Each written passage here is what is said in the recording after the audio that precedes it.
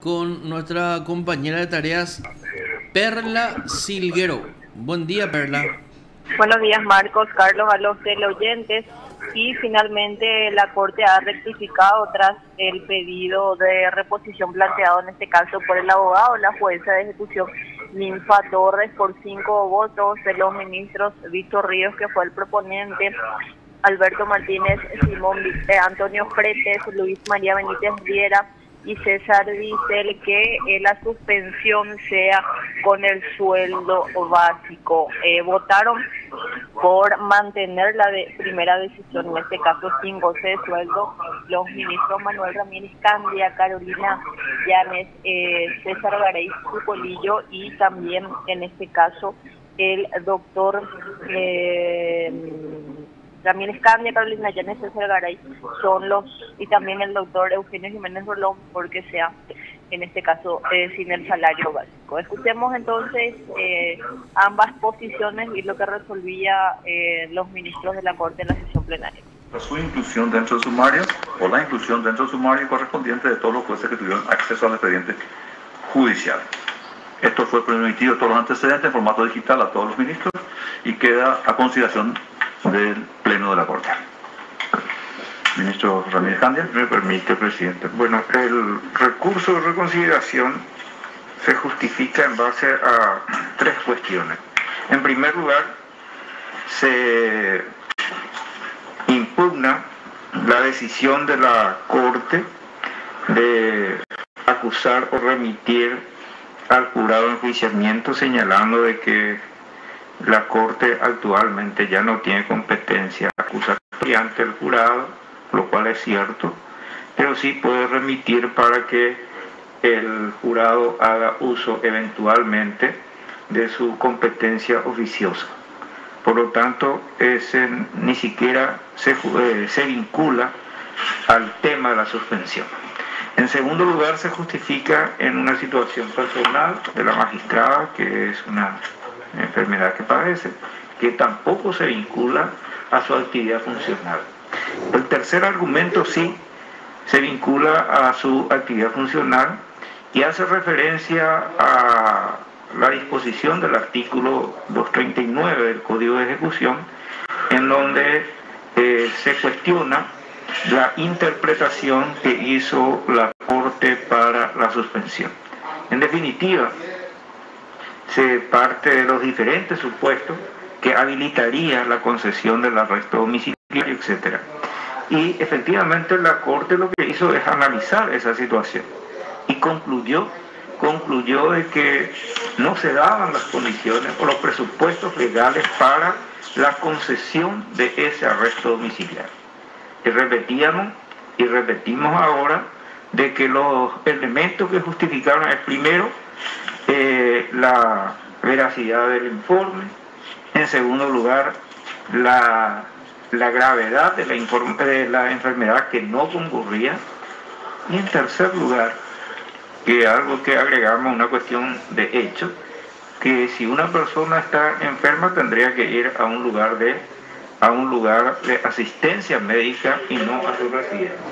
Bueno, en definitiva, considero que no existen motivos para modificar la decisión de la Corte Suprema de disponer la suspensión de la magistrada por su actuación en el caso que se resolvió su suspensión. Por lo tanto, en base a estas consideraciones, yo solicito que se rechace el recurso de reconsideración. Gracias. Gracias, ministro Ramírez Candia. Ministro Ríos, un segundo, ministro Garay. Ministro Ríos. Muchas gracias, presidente. Yo respetuosamente voy a disentir con su excelencia el doctor Ramírez Candia. No sin antes profundizar un poquito en el ilustrado planteado por el ministro Ramírez Candia. Es un tema muy complejo porque hay una disparidad de criterios de la Corte, en eso coincidimos con la magistrada en cuanto a los presupuestos, los requisitos para el otorgamiento de la prisión domiciliaria a alguien condenado a 25 años de prisión. Ahí hay una disparidad de criterios. Entonces uno podría plantear, ¿acaso la no coincidencia, la disparidad de criterios de la Corte con un magistrado o una magistrada es suficiente para aplicar una sanción administrativa? En principio no. Como principio general, no, porque estamos hablando de una Corte y de un Poder Judicial custodio de una Constitución democrática y de un sistema democrático, donde obviamente la posibilidad de disentir es esencial. Pero sabemos que en este caso hay que hablar con total y absoluta claridad. Estamos hablando de un caso de tremenda gravedad que tiene que ver con el narcotráfico, que a su vez sabemos que como categoría, como fenómeno criminal, ponen en jaque a los sistemas políticos, a los sistemas democráticos. Por lo tanto, quiero aclarar mi postura, por lo menos, que lo mío no pasa en este caso por castigar la disidencia, por castigar el pensar diferente o la interpretación distinta de una disposición legal o de una lectura diferente de los presupuestos necesarios, por ejemplo, para otorgar una medida determinada en un caso. No pasa por eso. Estamos hablando de una causa que tiene que ver con el narcotráfico, que afecta lo medular de los sistemas políticos democráticos, y por eso los sistemas políticos democráticos tienen mucho cuidado en el tratamiento, son muy estrictos en el tratamiento de los casos de narcotráfico.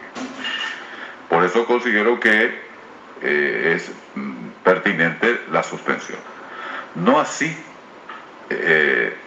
la parte que tiene que ver con el salario. Yo sigo sosteniendo que privar del salario mientras dura el proceso a un magistrado es anticipar la pena.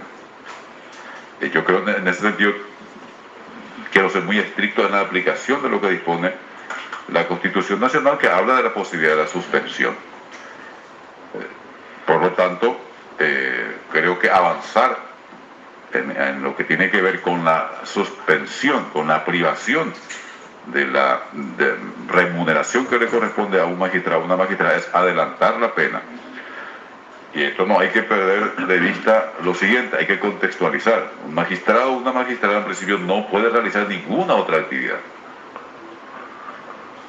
No creo que exista un porcentaje importante de magistrados y magistradas que tengan suficientes recursos para poder mantener la familia.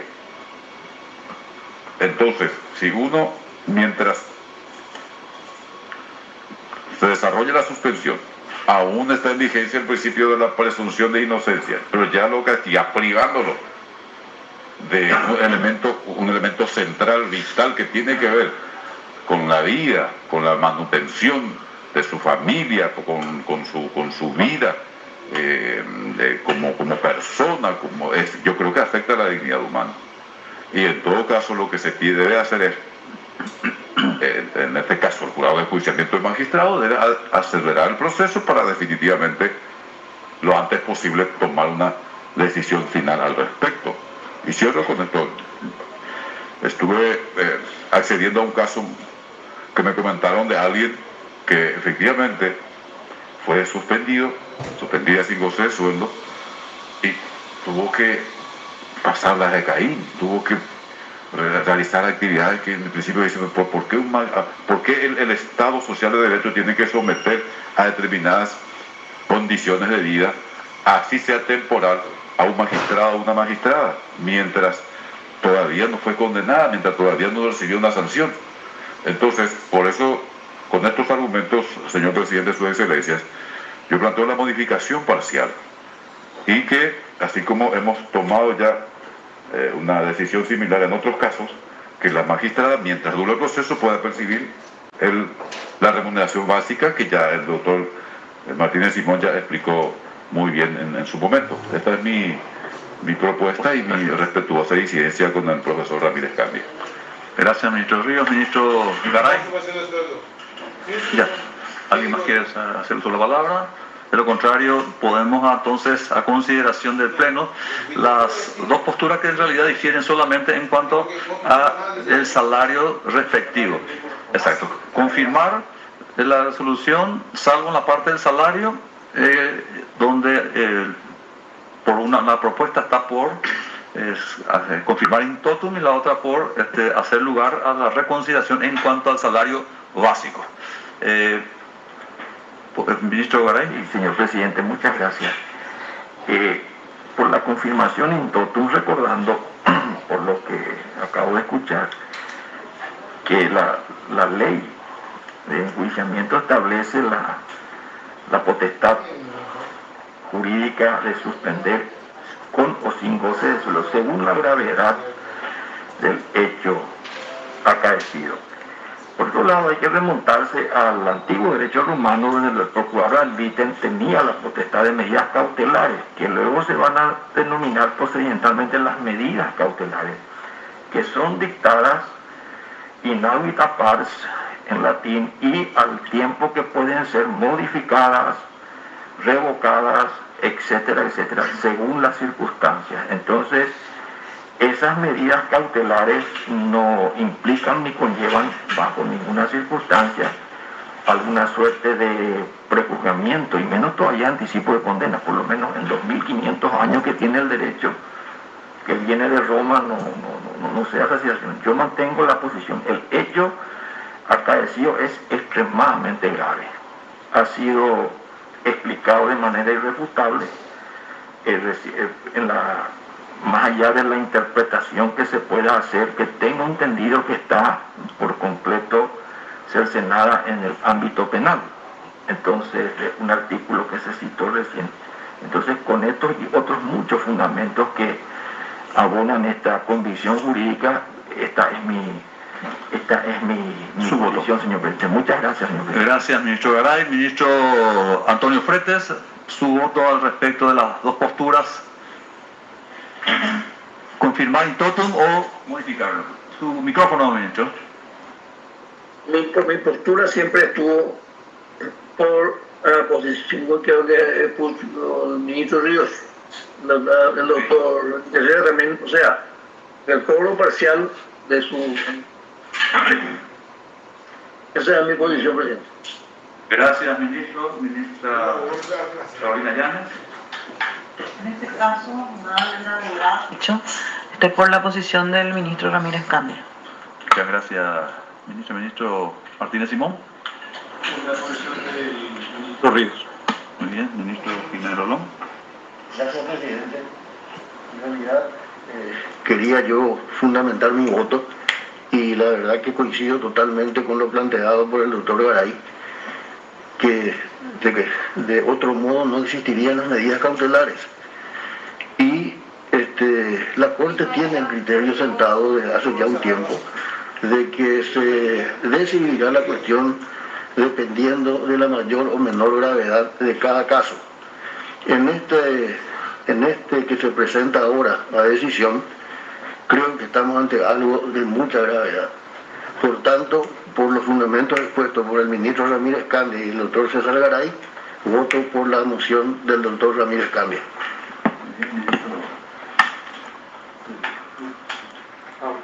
Gracias, presidente.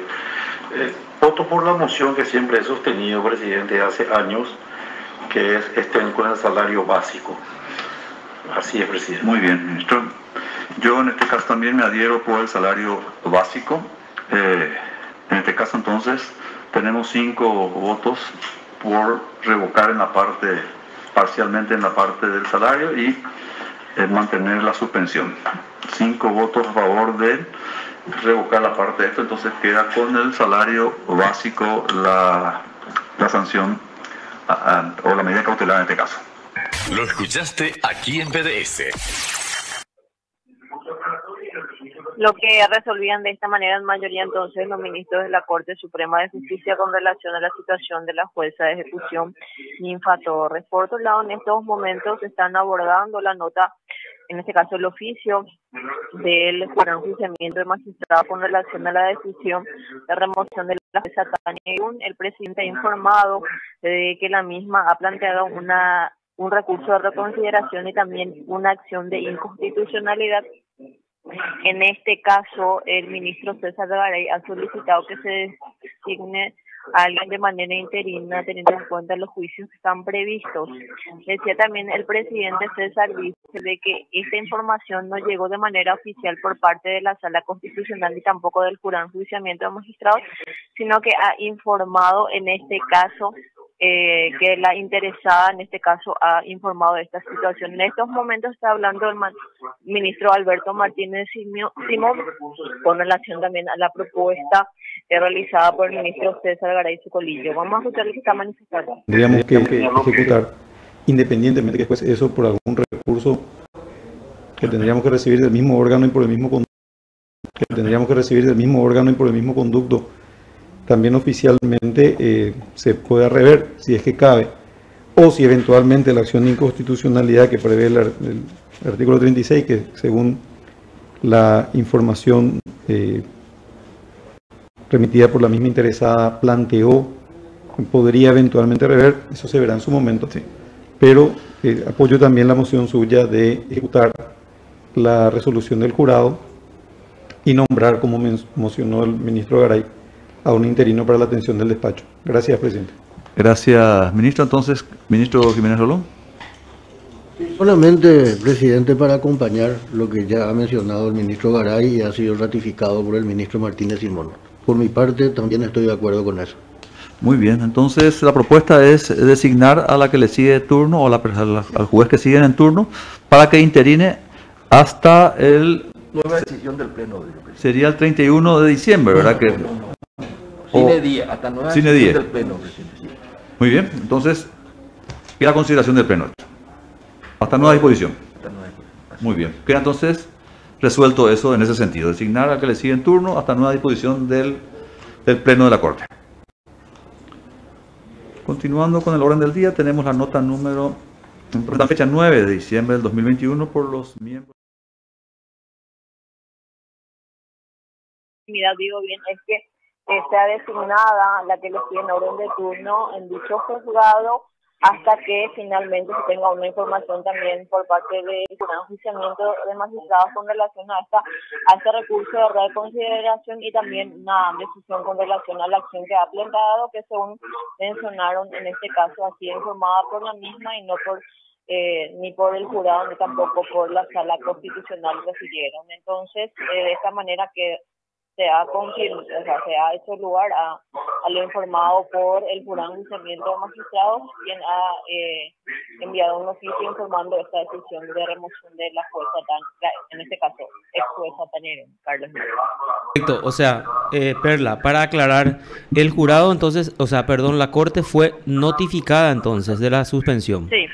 Por el oficio, sí, a través del oficio.